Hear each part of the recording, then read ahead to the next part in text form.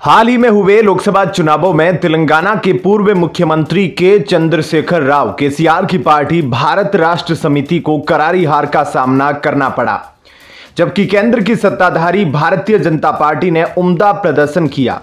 राज्य की कुल 17 लोकसभा सीटों में से 8 पर बीजेपी की जीत हुई, जबकि 8 पर राज्य की सत्ताधारी कांग्रेस और 1 पर असदुद्दीन ओवैसी की पार्टी AIMIM की जीत हुई है। 5 साल पहले यानी 2019 में केसीआर की पार्टी ने 9 और बीजेपी ने 4 सीटों पर जीत दर्ज की थी। साफ है कि केसीआर का जहां सूपड़ा साफ हो चुका है, वहीं बीजेपी का प्रदर्शन दोगुना हो चुका है। यानी राज्य में भाजपा के अपने विस्तार की अपार संभावनाएं दिख रही है।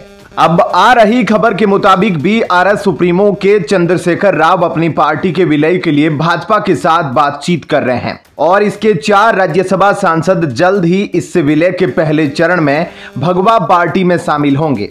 अगले कुछ दिनों में BRS के और विधायकों के कांग्रेस में शामिल होने के साथ BRS के शीर्ष नेतृत्व ने कथित तौर पर अपने विधायकों को कांग्रेस से बचाने और अपना राजनीतिक भविष्य सुरक्षित करने के लिए भाजपा का रुख किया है। इसी कड़ी में राजनीतिक गलियारों में ऐसी चर्चा चल रही है कि BRS बीजेपी के साथ गठबंधन या भाजपा में विलय कर सकती है। इसका कोई औपचारिक ऐलान नहीं हुआ है, लेकिन दोनों बीजेपी और BRS का एक धड़ा ऐसी अटकलों को बल देने का काम कर रहा है। बड़ी बात यह है कि कुछ दिन पहले के चंद्रशेखर के बेटे और नेता T रामाराव दिल्ली आए थे। माना जा रहा है कि उन्होंने बड़े बीजेपी नेताओं से मुलाकात की। वैसे बीजेपी का एक धड़ा तेलंगाना को लेकर खासा सकारात्मक है। उसे लगने लगा है कि इस राज्य में पार्टी का अच्छा विस्तार हो सकता है। इस लोकसभा चुनाव में क्योंकि तेलंगाना की 8 सीटें जीती गई है, ऐसे में पार्टी अपने प्रदर्शन में और ज्यादा सुधार की उम्मीद लगाए बैठी है।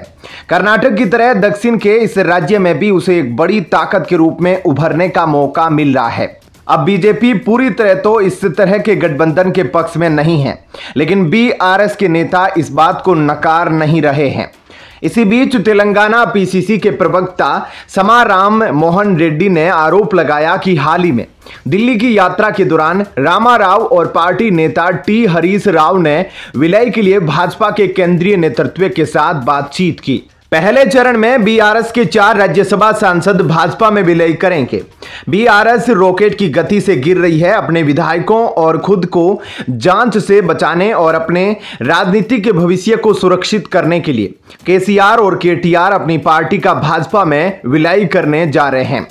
रेड्डी ने द स्टेट्समैन से कहा, कलवा कुंतला परिवार की बेटी कविता के जेल में रहने के कारण काफी दबाव में था, जो दिल्ली शराब घोटाले के सिलसिले में 15 मार्च को प्रवर्तन निदेशालय द्वारा गिरफ्तारी के बाद से जमानत हासिल करने में विफल रही।